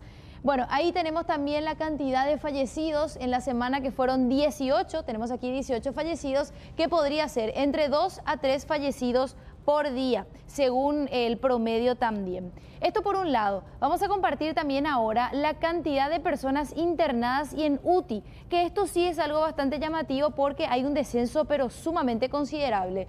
43 hospitalizados en sala en este momento, y cuando hablamos de personas en UTI hay solo 8 personas, recordando que tiempo atrás hablábamos de cientos de personas en ambas áreas de internación, tanto en sala común como en sala de terapia intensiva. Esto da un total de 51 hospitalizados en total a nivel país, y ya también explicaban que a partir de hoy, todos los viernes, se va a socializar un link en el cual se puede ir actualizando la información, pero insistimos, de forma semanal. Lo que decía el doctor Guillermo Sequera al respecto, que por cierto se reincorpora a sus actividades en la Dirección de Vigilancia de la Salud. Se decidió de manera regional la actualización epidemiológica, hacerla semana tras semana bajo indicadores consensuados, ¿verdad? O sea, todos los viernes vamos a tener un resumen de lo que fue la semana anterior y un balance general de cómo está la epidemia. ¿Cuántos positivos tuvimos? Ahí podemos tener la tasa de positividad, si está por debajo del 5%, por debajo del 10%. La cantidad total de confirmados que ya tenemos en el acumulado. Los fallecidos de la última semana, que fueron 18, como ven ahí, y el fallecido acumulado que seguimos teniendo, ¿sí? Abajo vamos a tener este histograma, que es este gráfico de columnas finitas. Cada columna es un día, en azul la cantidad de positivos, y en negro una línea que tiene una escala a la derecha de la cantidad de fallecidos que tuvimos cada uno de esos días, ¿sí? Como ven, es dinámico, ustedes ven de manera rápida, pueden ver el dato ahí, pero si ponen el mouse o el cursor allí, van a ver que se puede agrandar el dato día tras día. ¿Cuántos fallecidos tenemos en total internados en sala? De la última semana, 43, 8 están en UCI, ¿sí? En total tenemos 51. Poquísimo, ¿verdad? Sabemos los números que podemos alcanzar. Descenso considerable. Él también decía que no hay que eliminar del todo el uso de tapabocas, pero sí abogaba por un uso inteligente del mismo para evitar que se contagie la gente, no solo de COVID, sino otras enfermedades también. Y a propósito de otras enfermedades, estamos entrando a la época de frío. De hecho, tuvimos días bastante fríos y se va a iniciar desde el lunes con una campaña fuerte de vacunación en invierno, que va a tener 3 dosis o 3 vacunas en particular. La de influenza, que es libre para toda la población, por primera vez en muchos años no se va a poner la restricción de enfocarse en ciertos grupos, sino que a partir de 6 meses en adelante todos pueden acudir para esa dosis. Después tenemos COVID-19 de 5 años en adelante, primera, segunda, tercera y cuarta dosis, que también vamos a compartir en instantes. Y por otra parte, Neumo 23, que va a ser para los mayores de 60 años. La primera es una vacuna anual, la segunda es una vacuna que todavía se analiza cómo se va a seguir administrando, y la tercera es una vacuna de única aplicación en la vida. La siguiente placa ya estipula también los detalles de la aplicación de la segunda dosis de refuerzo o cuarta dosis, como les guste llamarle.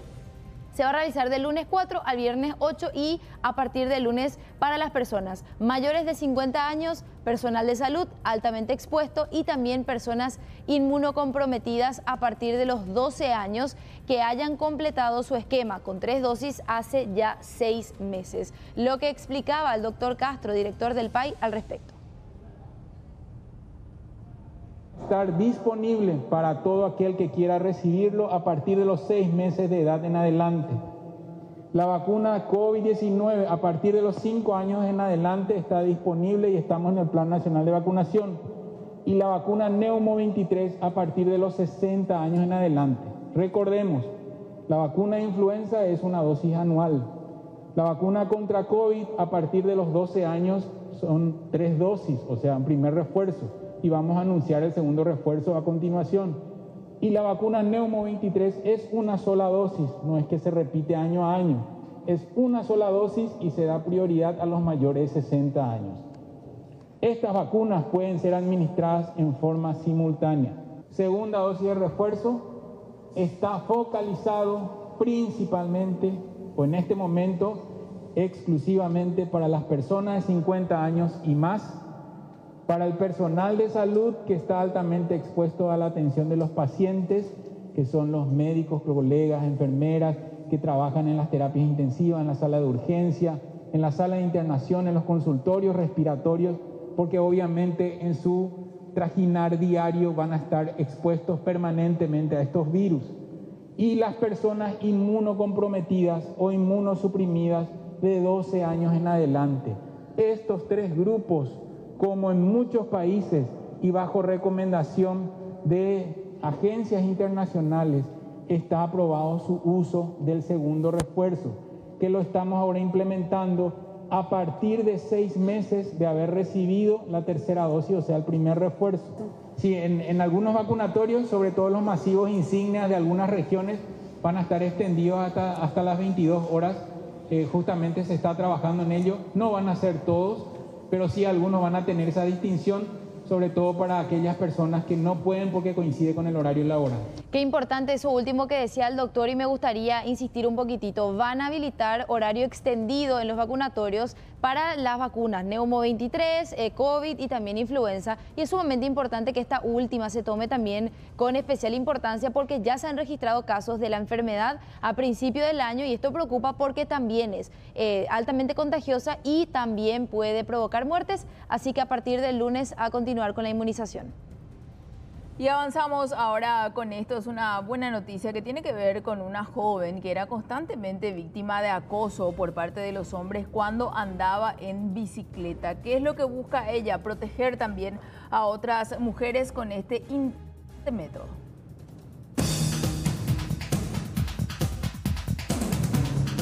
Y de esta manera Noelia se tiene que proteger de los acosadores usando artefactos, alambres de púa para impedir que sigan los acosos.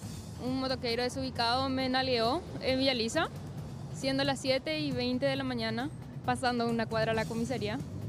Y bueno, ahí fue que surgió de la rabia y dije que púa, algo tengo que hacer, tengo que poner espina, no sé, aguja, algo para defenderme, porque va a volver a suceder. Si nos cruzamos lo mismo, ahora va a pasar otra vez. Ya estoy cansada, harta de esta sociedad pervertida de hombres. No digo la mayoría. En caso, muchísimo me respetan, son educados y bueno, lastimosamente esa minoría, como dice, uno ya va ahí en el montón. Bueno, es la esponja. Esta es la esponja, sí. Que, como ven, esta parte verde es más duro. Entonces la parte donde está más amarilla es más blanda. Bueno, lo que hago con las púas, le pongo todo hacia arriba, todas las púas arriba, entonces queda la parte plana, le coloco ahí en la esponja blanda y queda como superficie esto, la parte dura, para que justamente no me lastime al caerme o algo así. Y como pueden observar, no pasa la púa no pasa la calza. No pasa la calza y es cómodo. Al pedalear es comodísimo. Inclusive le puedo mostrar. No molesta. No molesta. Tranquilamente cualquiera. Tranquilamente yo estuve pedaleando hace 3 días ya con esto y no molesta para nada. Ahora, ¿resultados te volvieron? Resultados excelentes porque nadie se acerca a tocarme. Un acoso verbal, vaya y pasa, pero que te toquen ya es diferente. Acoso verbal se va con el viento, te diré, pero que te toquen ya es diferente. Te marca. Yo hasta ahora estoy temblando todavía cuando me acuerdo. Increíble cómo la gente no piensa, al menos los hombres. Yo no sé qué tipo de placer le ha de causar eso, pero no creo que de ninguno. No sé, de puro cachilla y seguramente hacen, porque no sé. O tiene que estar tan mal psicológicamente para hacerlo. Ante situaciones extremas hay que tomar medidas extremas, dice una frase. Y esto es lo que hizo Noelia al utilizar alambres de púa para que de esa manera las personas, especialmente los hombres, ya no la puedan tocar cuando ella sale en la bicicleta.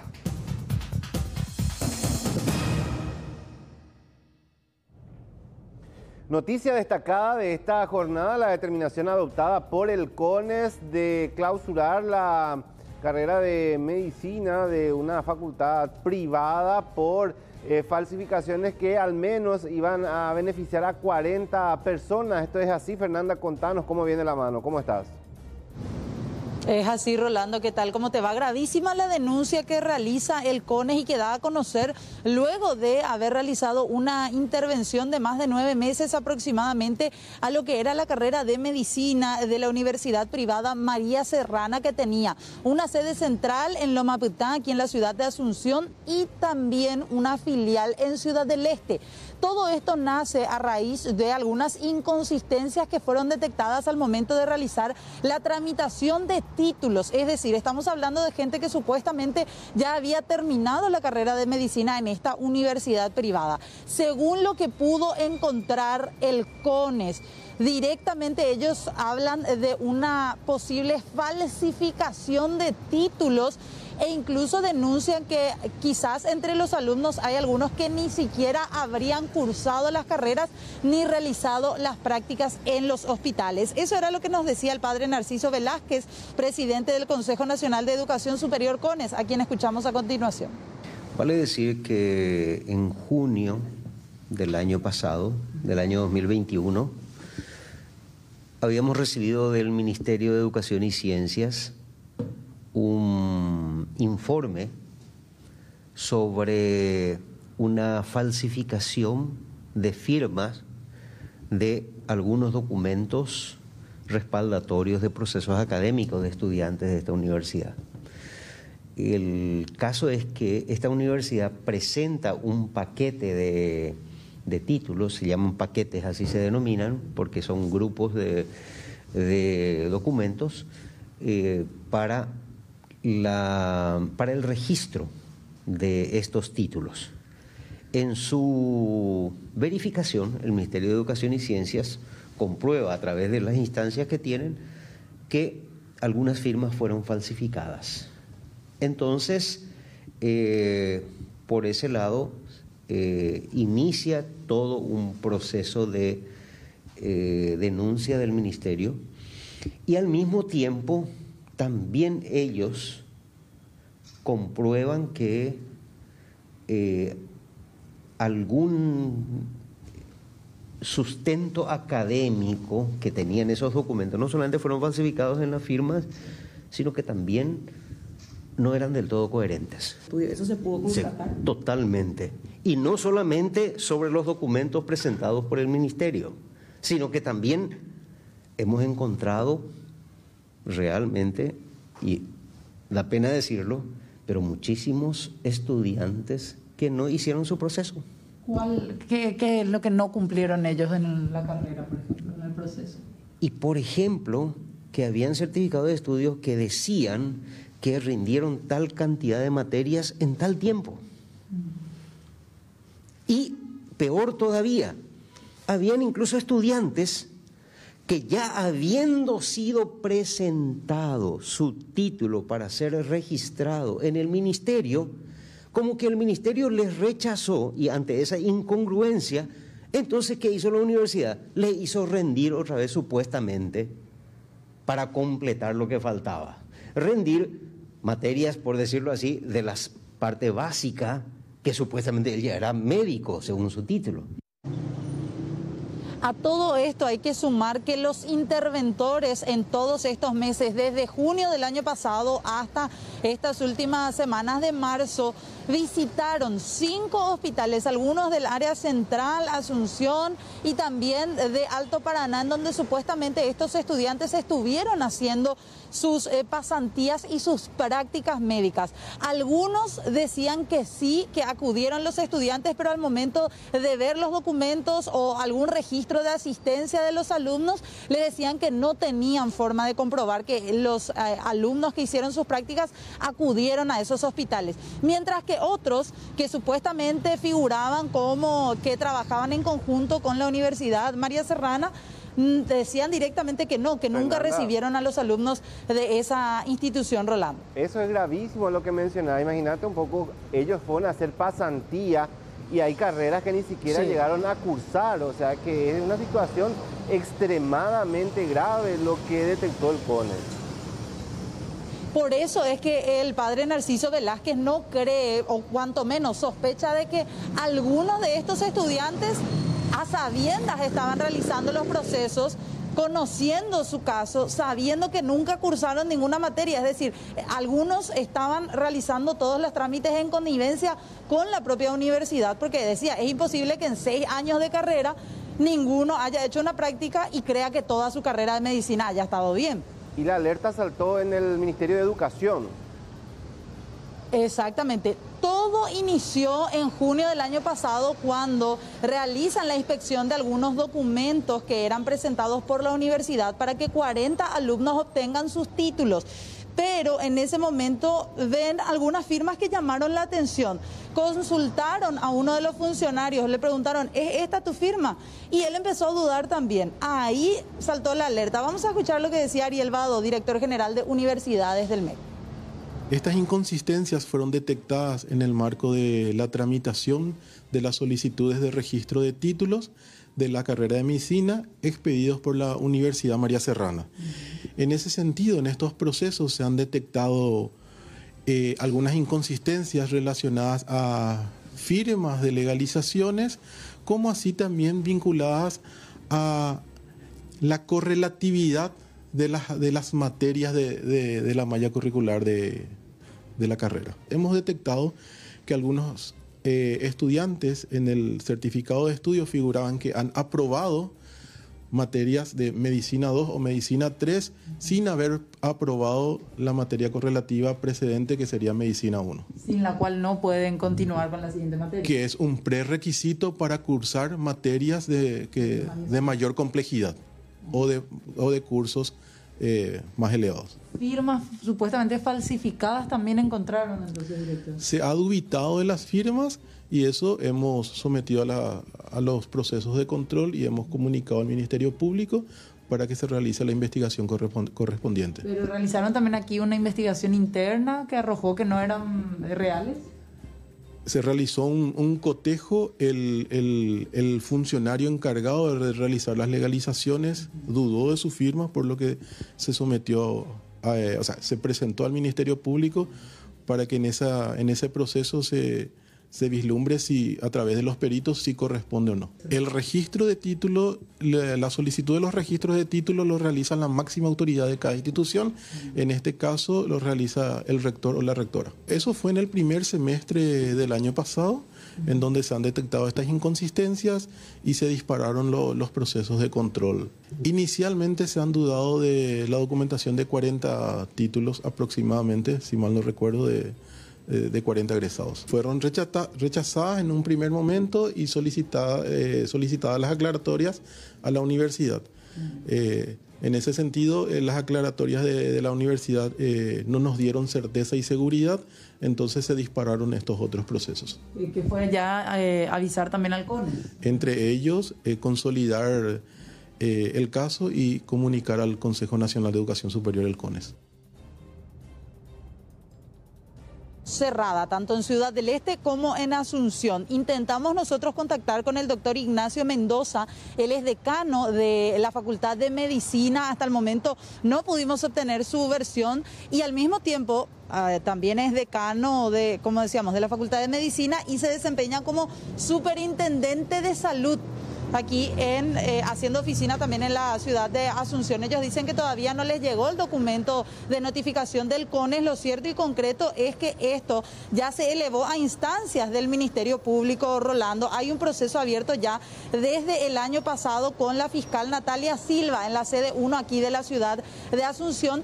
Mientras tanto, intentamos también hablar con los alumnos. Ellos no quisieron dar todavía su versión porque intentaban también reunirse con gente del CONES, desesperados algunos, porque no saben qué hacer, gente que sí estaba cursando los primeros años de la carrera y ahora quedaron sin nada.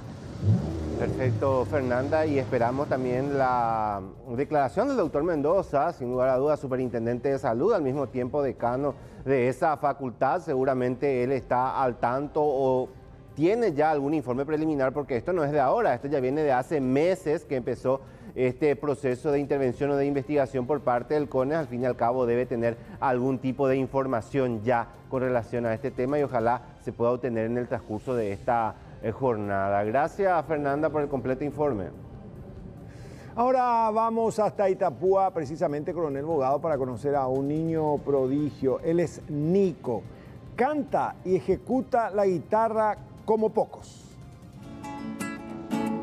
Voy a cantar a mi cuna, la del combo Samambay, radiante como la luna, que alumbra mi Paraguay.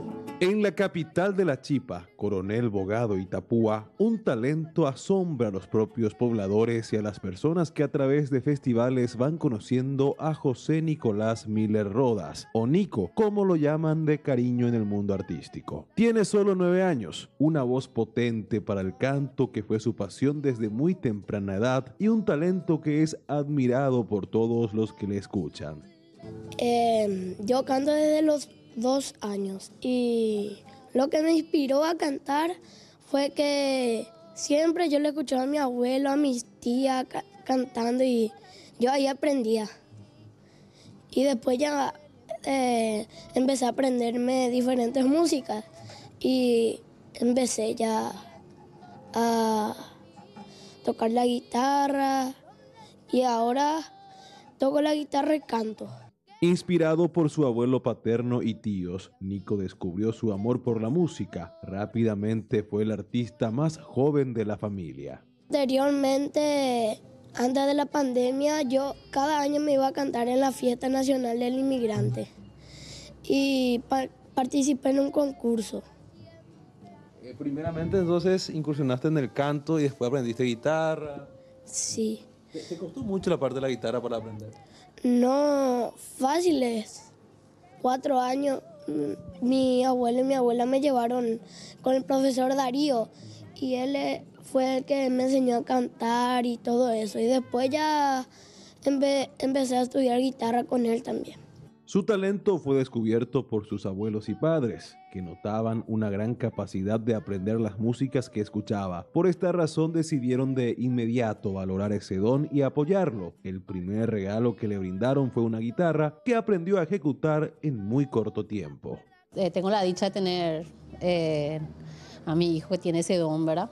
Y siempre estoy tratando de acompañarles para que vaya creciendo. ¿Cómo nació esto? Si nos podés comentar la historia desde muy chico, porque sí. No es que usted le inculcaron esto No, desde muy chiquitito, los 2 años, por ejemplo, yo le cantaba de bebé, pero después se fue aprendiendo las músicas infantiles, después ya empezó a escuchar música paraguaya.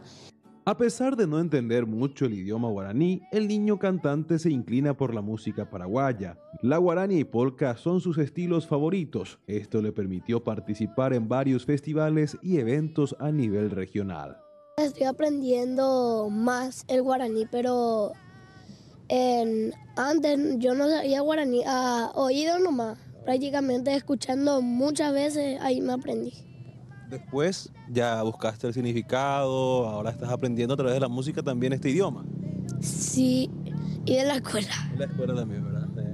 En su participación en concursos de canto ya obtuvo varios premios. Desde hace poco tiempo también descubrió su gusto por la música regional mexicana, teniendo como referencia a Cristian Nodal. No te contaron mal, no te voy a negar. Si nos besamos, nos entregamos, pero hasta ahí no más. Fueron unos cuantos besos, 2 o 3 caricias. Me ganó el deseo de que fuera mía, un coqueteo. Te fallé y las promesas de este amor y no vale nada. Con nada puedo remediar tu alma destrozada y a saberlo a mí me mata. Lo perdí todo por unas caricias falsas. Sí, que la música es muy buena y que sigan sus sueños. Como vos estás siguiendo los tuyos, ¿verdad? Sí. El sueño de Nico es ser un gran cantante y representar al país a nivel mundial, sin descuidar su estudio. En compañía de sus padres asegura que va a seguir creciendo en el mundo artístico y así cumplir su sueño de pisar escenarios nacionales e internacionales. Sin lugar a dudas, talento es lo que le sobra. Vuelve para siempre, mi amor te espera. Cuñata anteriormente aquí en el IDM. Gracias por este contacto. Y en el ámbito de los espectáculos vamos a hablar de la reina del Tex-Mex, por supuesto, Selena Quintanilla, quien dejó un legado importantísimo y cambió la forma de hacer música y también generó protagonismo para los latinos a nivel mundial. Ayer se cumplía otro año de su fallecimiento.